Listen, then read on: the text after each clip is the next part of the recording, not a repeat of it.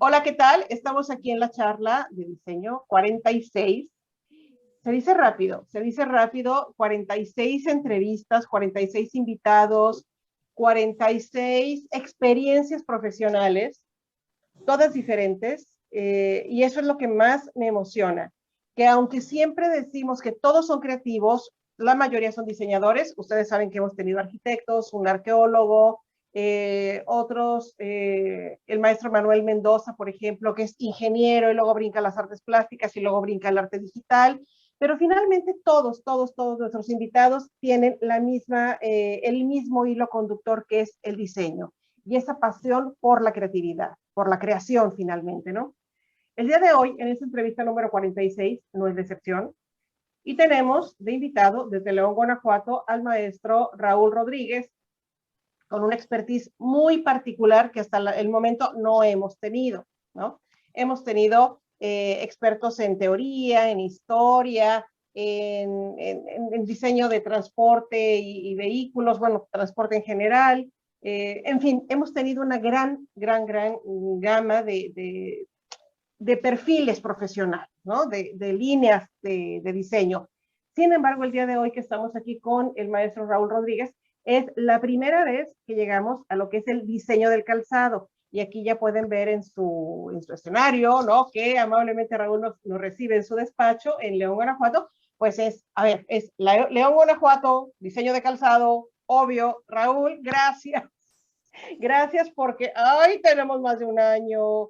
Creo que fuiste de las primeras entrevistas que estuve por ahí correteando desde aquel noviembre del 20, ¿no?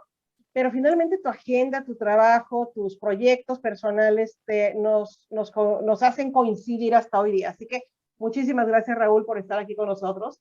Y te toca ya el 46. Mira, te pudo haber tocado la entrevista 7, 8, 10. No, te vas hasta la 46. ¿No? Dicen bueno. que siempre es el tiempo ideal, ¿no? Es el tiempo perfecto. Así que, Raúl, muchísimas gracias por recibirnos y recibirnos particularmente en tu despacho. Así que bienvenido, pues aquí estamos, en tu semana de Raúl y de diseño de calzado. Ceci, muchísimas gracias.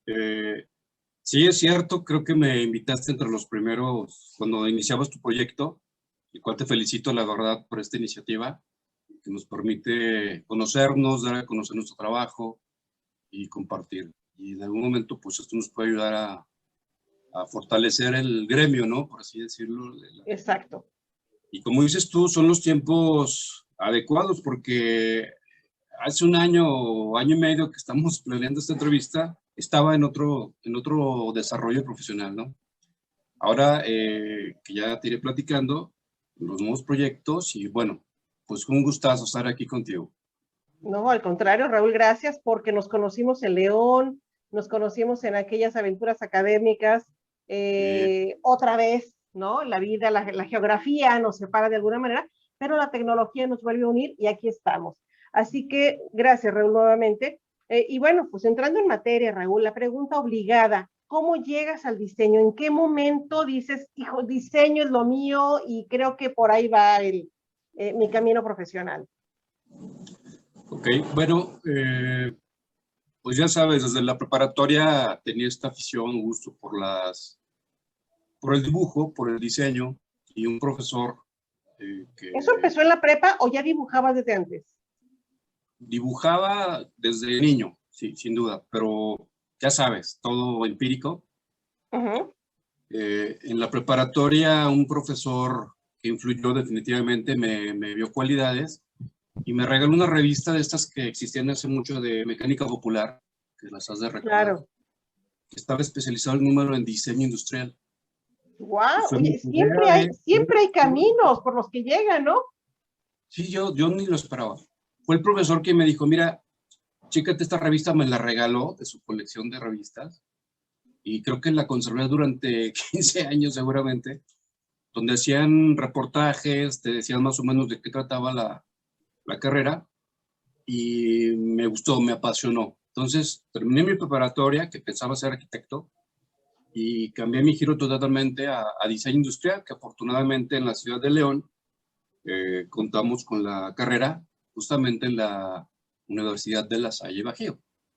que en aquellos años todavía era Universidad de Bajío, del Bajío. No, exacto.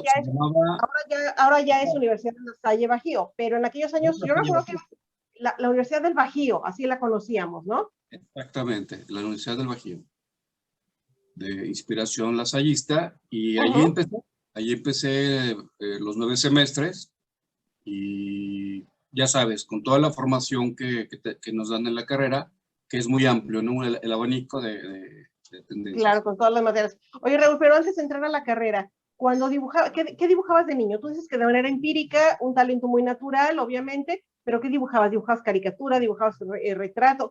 ¿Cuál era la línea que te dominaba en esos momentos de infancia, de juventud? Fíjate que cuando yo era niño, que bueno, ya somos seniors, no veteranos, somos seniors. Chavorrucos, por favor. Iniciaba la saga de Guerra de las Galaxias. Que para un industrial, pues imagínate, ¿no? Todo lo que manejaban allí eran maquetas. Hoy en día ya es 3D, pero me recuerdo que dibujaba a los robots de Star Wars y trataba de hacerlo lo mejor que podía. No sabía que me iba a dedicar al diseño industrial ni nada de esto, pero sí tuve esa vertiente, por así llamarle. Entonces dibujaba naves, robots, rostros humanos, que también es una de mis pasiones, vamos a llamarle, en el dibujo. Y bueno, de allí fuimos desarrollando, ¿no? Oye, cuando dibujabas aquellos, inspirándote en los personajes, pues, de las Guerras de las Galaxias, que en aquellos años también hay que recordar que el cine no se manejaba como hoy día de la saga, ¿no? La 1, la 2, la 5, la 25. No, salía una película y tenías que esperar años para que saliera la siguiente, ¿no? Y no habían, o sea, los personajes salían sí en las revistas, en el periódico seguramente, pero no teníamos estos bombardeos de juguetes y de tanta mercadotecnia con respecto a los personajes. Era mucho más limitado el contexto publicitario, digamos, ¿no? No sé si en ese momento, la pregunta va en dos sentidos. Si en ese momento que tú te inspirabas en los personajes, les hacías modificaciones y ya veías esa capacidad tuya de poder a lo mejor crear hasta un personaje similar, si no igual. Y la otra es, si de esta parte bidimensional del dibujo como tal, llegaste algún momento a hacer cosas tridimensionales con plastilina o con cosas que te permitiera también jugar con la tridimensionalidad. Claro, claro. Como bien dices, no había como ahora miles de imágenes o referencias que puedes utilizar. Me acuerdo mucho que dibujaba de memoria, ¿no? De ver una imagen y luego tratar de reproducirla pues de memoria. Esto por fuerza te obligaba a modificar, ¿no? Ya de entrada. Claro. Pero también recuerdo que me gustaba coleccionar autos de miniatura. Escala. Escala, armables o ya de los que son fijos. Y los que eran fijos los desarmaba, ya sabes, para ver cómo estaban hechos. Y luego el reto era volverlos a armar, que quedaran como el original, ¿no? Me acuerdo que hacía modificaciones, un coche lo transformaba convertible, cosas por el estilo. Y pues sí, entonces eso me llevó a desarrollar el ámbito tridimensional, ¿no? Sin saberlo, te vuelvo a repetir que exacto, esos momentos, Raúl, son tan naturales, ¿no? Como dijeran hoy día, tan orgánicos, ¿no? Tan espontáneos de la creatividad, pues. Así es, exacto. Exacto, entonces vas conformando una serie de habilidades innatas y luego las vas perfeccionando en una carrera como es diseño industrial, ¿verdad? Claro. Oye, y en la prepa, ¿qué vio el profesor ese que te regaló la revista? O sea, vio que en lugar de apuntes de la clase tenías dibujos o porque, ¿cuál sería el motivo por el que dijo, este chamaco necesita una orientación particular? Fíjate que hice la especialidad en arquitectura, que en esa época se llamaba arquitectura, el último año de la preparatoria, con ese enfoque. Entonces, este profesor nos daba 4 materias, porque no había quien más las cubriera. Nos daba desde lo que es dibujo técnico para arquitectura, claro, estimaciones, que era cálculos de materiales, porque salías de ahí como técnico en arquitectura, en construcción, ¿no? Ajá, exacto. Exactamente, podías ya trabajar como auxiliar de un arquitecto. Nos daba expresión artística, que ahí sí era más libre, más gráfico el asunto, y alguna otra que no recuerdo. Pero el caso es que él nos daba la mitad o más de las materias por un solo profesor, entonces tenía toda la visión periférica. Por Y supuesto. algo vio en mí, como dices tú, que si yo recuerdo mucho que tenía un compañero que tenía un desarrollo artístico sobresaliente, Ujú. y yo quería ser como él, ¿no? Me esforzaba en yo tratar de seguirlo, pero yo tenía otras habilidades. Era tal vez la parte tridimensional que él no la tenía, él era más gráfico. Entonces mi profesor, pues yo creo que vio algo en mí, como bien dices tú, y me regala esa revista sin yo pedírsela, porque sí le agradezco mucho. Y me puse a investigar a raíz de esto, y bueno, pues mira, ¿a dónde estamos aquí? Fíjate que qué interesante, Raúl, porque un profesor que es capaz de ver a través de 4 materias, seguramente la otra que no te gusta de haber sido muy teórica, ¿no? Seguramente. Pero bueno, por un lado, el dibujo técnico, ¿no? Que es a veces tan rígido y que todavía me imagino que te tocó la regla T, las escuadras, la tinta china, todo eso, ¿no? Entonces, un dibujo que no te deja mucho margen a la creatividad, es un dibujo, como lo sabemos, muy desde la técnica, desde el lenguaje gráfico, y si era un lenguaje arquitectónico, pues obviamente todavía era de las señalizaciones, de los cortes, de las, en fin, ¿no? Todo lo que implica el dibujo técnico como tal. Sí. Entonces, ahí debes de tener ciertas habilidades, casi limitando o llegando a los límites de la racionalidad, de la matemática, del entender qué es una escuadra, qué es un ángulo, toda esta parte, ¿no? Y luego todo ese otro dibujo, esa otra clase de expresión más artística, más estético, más de creatividad y libertad, pues seguramente también algo vio en tus habilidades natas de dibujo. Sí, ¿No? eso es lo que Y luego la realmente otra parte que no sé qué tan fácil fue para ti o qué tan difícil, esa de los costos y perdón, no de los costos, sino toda la parte más matemática de ¿no? Pues ahí sí no sé qué tan fácil o qué tan difícil, pero finalmente, como dices, tuvo la visión de dron, ¿no? Una visión panorámica para decir, jole, pues este chamaco está bueno, tiene habilidades para esto, para eso, para eso. Creo que va por ahí, así que bueno, fue como, oye, como la señalización correcta que te dijo, para allá, el siguiente paso es hacia la derecha, ¿no? exactamente. Así fue. Entonces, bueno, yo le agradezco la verdad porque sí, sí influyó en mi carrera, en mi vida y pues, qué bueno, ¿no? Porque Definitivamente luego uno como hay profesor, maestros que marcan, ¿no? Profesores que marcan el punto, que te dan la palabra, el consejo preciso en el momento y te cambian la vida, te iluminan pues en su momento. definitivamente, igual posteriormente hubo otros profesores a quien también luego te mencionaré, también me influyeron, y luego uno como profesor, pues, nos toca contribuir en el mismo sentido, ¿no? A veces Claro. detectas ciertas personas con habilidades sobresalientes o que puedes dirigir y dejarles un granito, una aportación, pues también es muy gratificante, definitivamente. Exacto. Oye, Raúl, y seguramente también en la prepa te tocó algún profesor que dijo, bueno, este no atiende la clase, este no da una en mi materia, este nomás se la pasa dibujando, salte, chamaco. ¿No? Digo, puede darse el Bueno, caso, que también existe ese profesor que dice que no alcanza a ver las habilidades o los talentos o las inteligencias múltiples y si no cumples en su materia, pues simplemente te descalifica, ¿no? Y te dice, gracias, ahí está la puerta, por favor, retírese. sí, sí lo hubo. Lo noté más bueno, en la preparatoria, yo estudié en la preparatoria aquí en León, la que depende de la Universidad de Guanajuato, Uh -huh. que le llaman EPL aquí en León. Y pues eran, ya sabrás, matrículas muy grandes, ¿no? Grupos de 40 personas, por lo menos, los Claro. primeros años. Y pues son materias muy generales. Sí recuerdo que había profesores que, como dices tú, ni atención te ponían. Fue el último año el que me marcó más, definitivamente. Okay. Mira, el último año de preparatoria fue decisivo para mí, gracias a este profesor que te platico que nos dio 4 materias de 8 que llevábamos y definitivamente influyó para que yo decidiera estudiar artesanía industrial, cosa que le agradezco mucho. Y bueno, pues ya estamos acá, ¿cómo ves?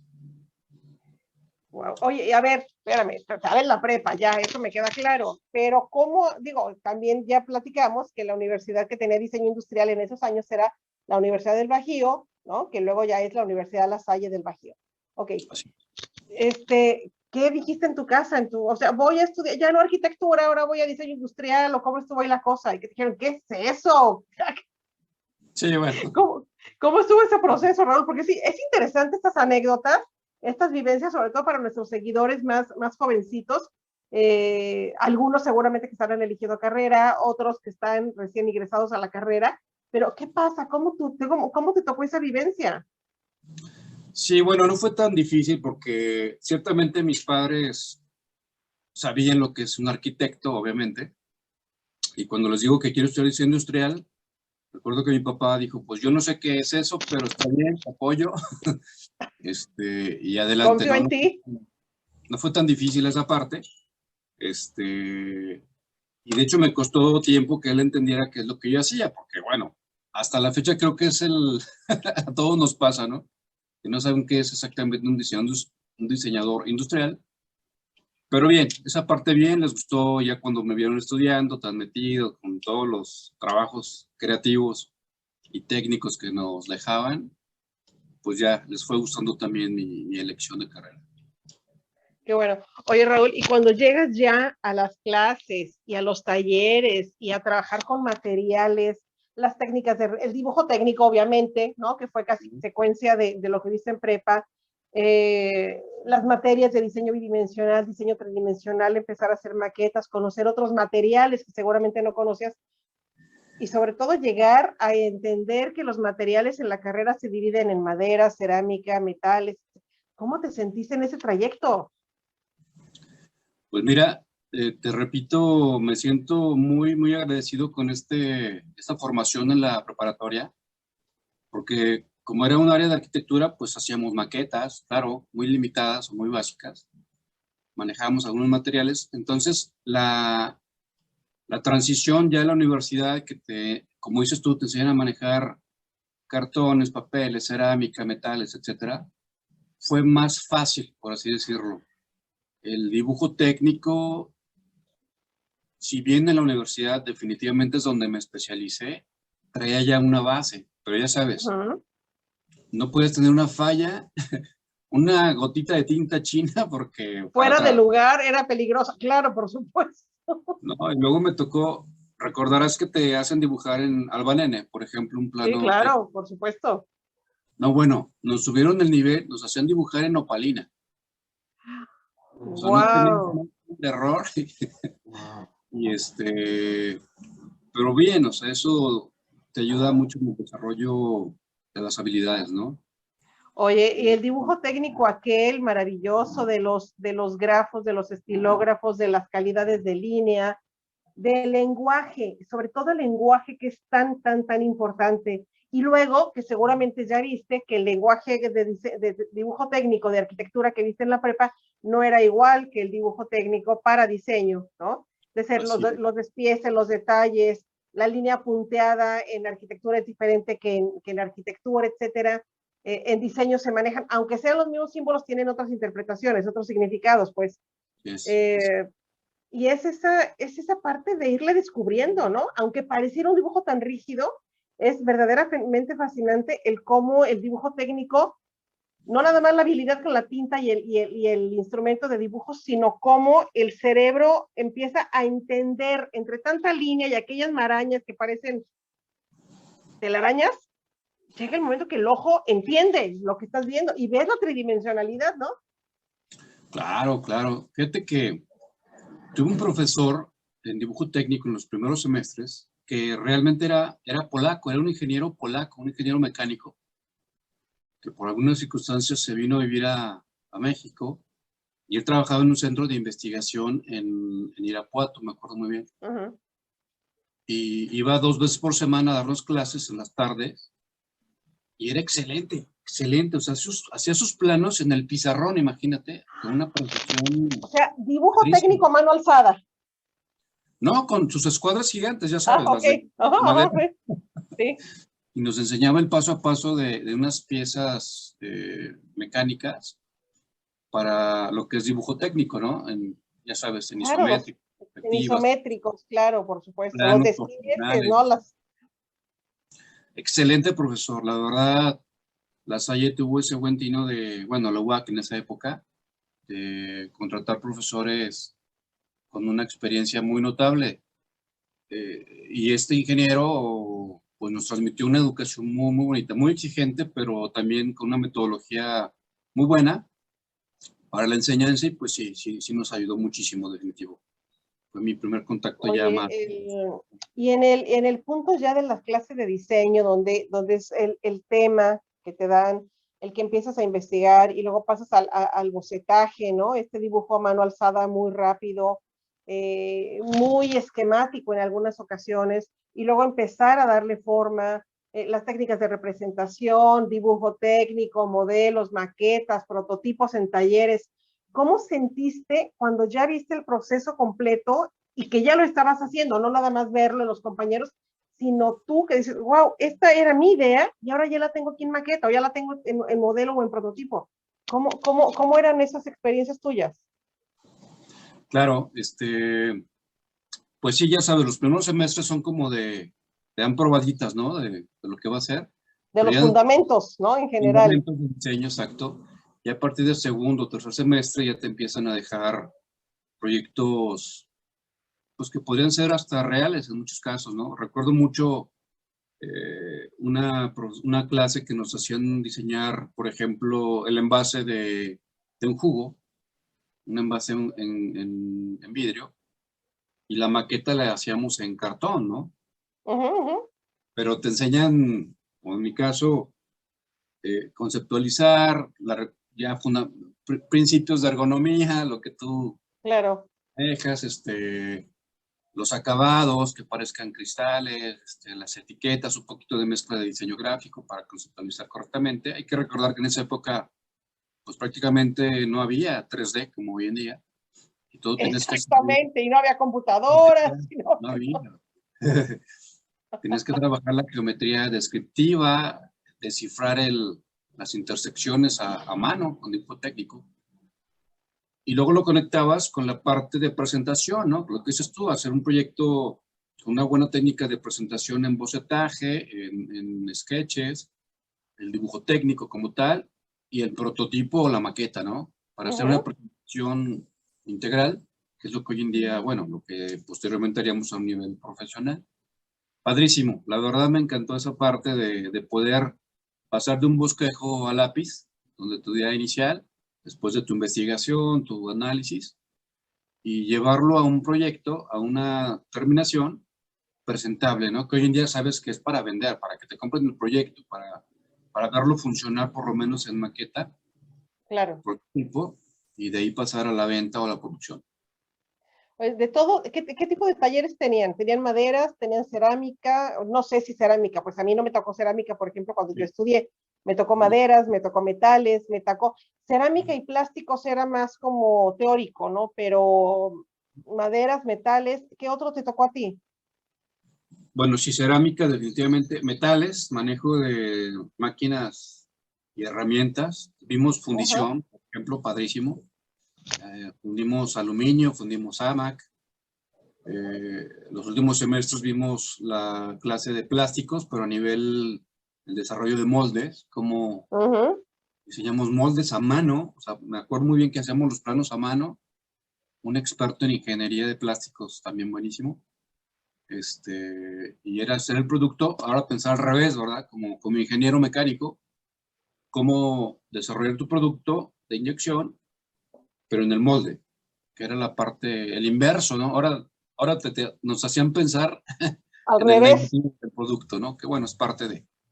No me fui por esa área, pero me sirvió muchísimo para lo que hago hoy en día, parte exactamente, de era producción lo de que te iba a suelos, decir, por ¿no? ejemplo. Y Sí, seguramente, me imagino que desde el taller de carpintería ya han sido bases de lo que estás haciendo ahora, pues. sí te ayuda, definitivo. Eh, el manejo de maderas, pero sabes, también nos dieron una clase de diseño de calzado. Una Claro, de pues estando en León era las casi casi materias obligado, pues. optativas, porque se sometió a votación. Me acuerdo muy bien que nos dio una opción de elegir entre eso y tal vez plástico, no recuerdo ahora, pero todos votamos por calzado, la materia de calzado, y fue uno de mis primeros contactos con la industria del calzado. Recuerdo que hicimos por ahí algún prototipo, algún maletín de piel, cosas por el estilo, y fue interesante, me llamó la atención desde allí, fíjate. Sin No, lo saber que que pasa podía buscar eso, ¿eh? no, pero finalmente estando en León, pues sería casi obligado, ¿no? Que tuvieran talleres de talabartería, marroquinería, calzado. Digo, pues están en la capital mundial del calzado y la Así es. piel.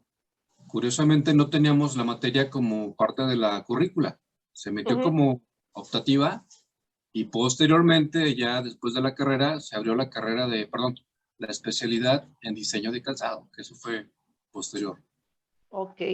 Oye, Raúl, ¿y cuál fue de esos proyectos sin la tesis, ¿no? Antes de la tesis, cuál fue ese proyecto que dices, wow, este me hizo ver que sí, yo quería diseño, que este fue mi proyecto favorito?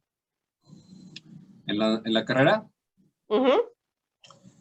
fíjate que yo tomé el área de maquinaria para hacer serigrafía. Salió igual por casualidad, hice una investigación de necesidades y mi tesis originalmente era desarrollo de maquinaria para imprimir serigrafía, lo que le llaman pulpos hoy en día, articulados.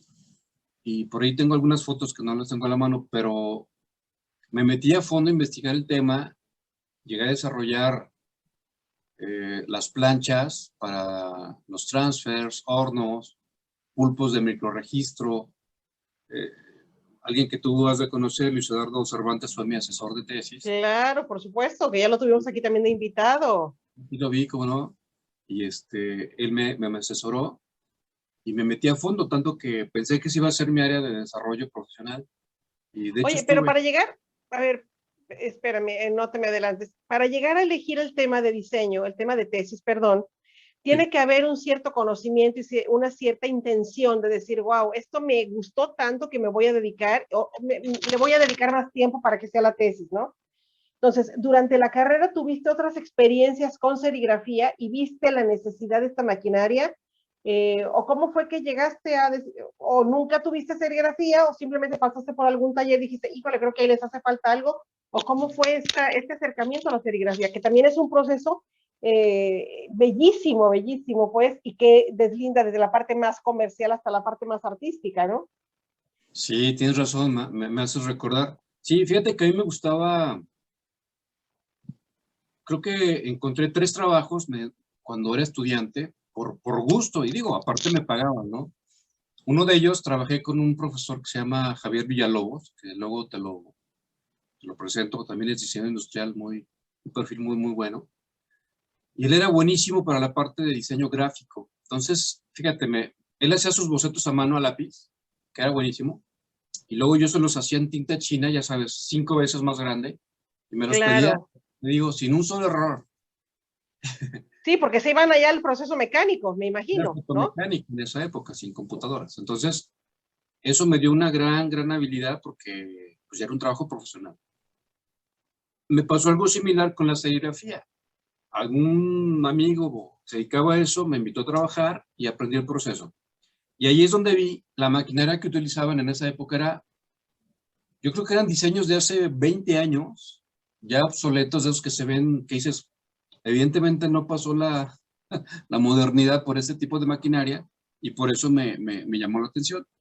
Fui con una empresa que vendía las máquinas, les comenté de mi proyecto y con ellos hago mi servicio social.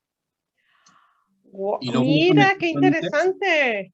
conecto con mi tesis y ahí es donde desarrollamos maquinaria para serigrafía de microregistro. O sea, me fui de lo más sencillo que había en el mercado hasta lo que en ese momento lo más sofisticado, ¿no? Y con mucho éxito porque pues de ahí apliqué todos los conocimientos que había adquirido, por ejemplo, fundición en aluminio, manejo de maderas, de metales, torno, el microregistro, pues como su nombre lo dice, eran hacer ajustes en los registros de la impresión con perillas milimétricas, ¿no? Para que Entonces, un color coincida con el otro, para que los sí, bastidores te quedaran en donde deben de quedar, para que a la hora de la hora la tinta no se encimaran, no te quedaran sombras, ¿no? Exacto, y justamente, y nos fue muy bien, vendimos incluso algunos equipos. Y justamente Luis Eduardo Cervantes, que era director de la carrera en esa época en diseño industrial, pues viendo el proyecto, me invita a armar el taller de serigrafía de la universidad. Y me Mira qué contrata. interesante. El proyecto, creo que instalamos alrededor de 15 estaciones de trabajo individuales en la Salle Ujú. para impresión para los talleres de serigrafía. Y fue todo un proyecto completísimo. Hicimos, los brazos Oye, eran de aluminio, etcétera, ¿no? qué interesante, Raúl, porque desde una necesidad que tú detectas en un taller al que te invitan a trabajar como estudiante, tienes la experiencia de trabajar y seguramente te tocó desde el momento de diseñarle y pasarle estas ampliaciones al profesor para sus procesos mecánicos y luego te ha de haber tocado seguramente entender el proceso del revelado en la malla, ¿no? Sí, sí, claro. Y en algún Sí, momento te ha de haber tocado también, órale, pues pon y el rasero y la tinta y las 3, 4 tintas, me ¿no? metí a fondo, ¿eh? O sea, Claro, por desarrollé las supuesto. máquinas perdón, las mesas de revelado, las máquinas de impresión desde 1 hasta 8 brazos, creo que hicimos, Sí, no más. para el Oye, taller de la ¿y universidad. qué se imprimía? ¿Qué se imprimía? ¿Se imprimía solamente papel o ya estaba la impresión como hoy tan de moda de las playeras y todo esto? O sea, ¿cuál era el mercado final? Bueno, el inicial era impresión de playeras, era como que lo más importante en esa época. eh, pero en selección de color, en tintas directas, etcétera, ¿no? Sí, había un mercado, bueno, todavía lo hay, ha cambiado, ha evolucionado con las nuevas tecnologías, pero yo veo las fotografías de lo que desarrollamos en esa época y la verdad me siento bien orgulloso porque si lo sacáramos hoy en día estaría vigente. Claro, por Todavía, claro, supuesto, por claro, tendría supuesto. vigencia. Oye, yo también en algún momento en la UNAM, cuando llegué, en la Universidad de Guadalajara no tuvimos taller de serigrafía. Cuando Mm, llego a la UNAM, a los chicos de licenciatura se les da un taller extracurricular, yo me inscribo. Bueno, me he dado la apasionada de mi vida con la serigrafía, sí, es muy bonito. sobre todo por esa capacidad que se tiene en esa técnica de ser extraordinariamente rígido, estricto, con la precisión, ¿no? Que se requiere, Ujú. pero también es una técnica que te permite una libertad absoluta. Por eso te digo, se mueve entre la parte más técnica, más rígida, hasta llegar al arte donde dices, es un cartel, es una imagen, es una impresión X, que no importa ni siquiera que los colores no coincidieran, pues al contrario, encontrar a uno magia en el resultado final, ¿no? Sí, es padrísimo. Ya el resultado, que es la impresión, bueno, es el premio, ¿no? Pero la conexión con diseño industrial es fabulosa porque es un producto que mucha gente lo puede ver como un fierro, una máquina X, pero es un proyecto completísimo. Hoy en día hay equipos muy sofisticados de impresión de Claro, por serigrafía, supuesto, por supuesto. incluso automatizados, y en la industria del calzado se utiliza la serigrafía a nivel industrial, con hornos que se deslizan sobre las impresiones de Uh -huh. tanta tiraje que hay, por ejemplo, eh, y también se hacen impresiones a nivel industrial de alto tiraje que tiene que ser serigrafía porque el proceso lo amerita, ¿no? Entonces imagínate, hay infinidad de conexiones. Oye, entonces, fíjate también qué tino el tuyo de estar justamente en el lugar perfecto, en el momento preciso del servicio social en una empresa que se dedica a la fabricación. Pues pudiste Ujú. entender también seguramente cómo se fabricaba, qué materiales, dónde estaban los errores, qué era lo que se había que mejorar, cuáles eran las partes más obsoletas y que había que modernizar. Eh, Llegas a crear el prototipo de tu tesis, pues me imagino, porque dices que todavía se llegaron a instalar y a vender algunos, ¿no? Así es, sí, de hecho lo logramos convertir en una pequeña empresa en su momento, en el que pues ya estábamos fabricando pulpos, ¿Qué tal? planchas, planchas Oye, industriales. y luego te vuelves casi, casi asesor de la misma escuela de diseño. Sí, de hecho sí, porque me invitaron, también di clases en la Salle, y una de las materias era serigrafía, pero ya aplicada, ¿no? Y imagínate Oye, dar la clase en el taller que yo armé, pues exacto, estaba entonces primero, bonito. primero, primero Luis Eduardo Cervantes te invita a nivel técnico, a instalar el taller y a, pues sí, habilitar, ¿no? Los equipos, como dices, individuales y las estaciones de trabajo. Y luego Sí. te dice, oye, pues de una vez quédate a dar la clase. Sí, de serigrafía, que bueno, no desconocía precisamente por toda esta investigación que hice de... Y era tu taller, tú le conocías los secretos a los... ¡Oh! Sí, que lo instaló Raúl, un sótano que tenían allí pues, sin uso, pero caía perfectamente, instalamos bastantes equipos y pues sí, se sentía muy bonito dar la clase en mis propias máquinas, imagínate qué padre. no, y en tus propias máquinas y además en tus recién titulado, pues prácticamente. Más o menos, sí, tenía 2, 3 años de haber salido de la universidad. Fíjate, entonces quiere decir que tu carrera académica, tu carrera como docente, la inicias antes que tu carrera como diseñador en calzado. Sí, sí, sí, muy joven, tenía 25 años, creo, cuando me Híjole, invitan a dar la clase, pero de dibujo, o sea, no serigrafía, ya. ajá, En la Salle duré, creo que 5 años dando clases, diferentes materias, y la primera que me encargan es dibujo, porque pues me gustó tanto que me apasioné por el dibujo y sí logré un desarrollo artístico muy, muy interesante, al grado que me invitan a dar clases a suplir a Francisco Espinosa, que era nuestro decano de dibujo en la Universidad de La Salle. bien nomás. Mucho sus clases, la verdad, me dio 2 semestres de dibujo natural y yo siempre me enfoqué al diseño industrial, entonces combiné la parte artística, ya sabes, con la técnica. Pero Francisco fue uno de mis profesores en dibujo, le aprendí muchísimo y luego yo pude dar clases a dibujo natural, que es como nos conocimos, de hecho. Este, y pues también es un área que me gusta mucho, ¿no? Qué maravilla, Raúl. Wow. ¿Qué te parece si me regalas otra sesión, una segunda parte de esta entrevista para que, ok, ya nos quedamos con esos inicios tuyos profesionales en la docencia? Cerramos aquí y nos invitas a otra charla para empezar, para que nos empieces a contar cómo llegas a, o cómo vas a dar el siguiente paso y luego seguramente llegarás al calzado. ¿Va? Con todo gusto, Ceci, claro que sí. Perfectísimo. Mil gracias a todos nuestros seguidores que tenemos en Facebook, YouTube. Estamos creciendo cada día más. Mil gracias. Instagram se me sigue ahí resistiendo, pero bueno, pronto estaremos también en Instagram.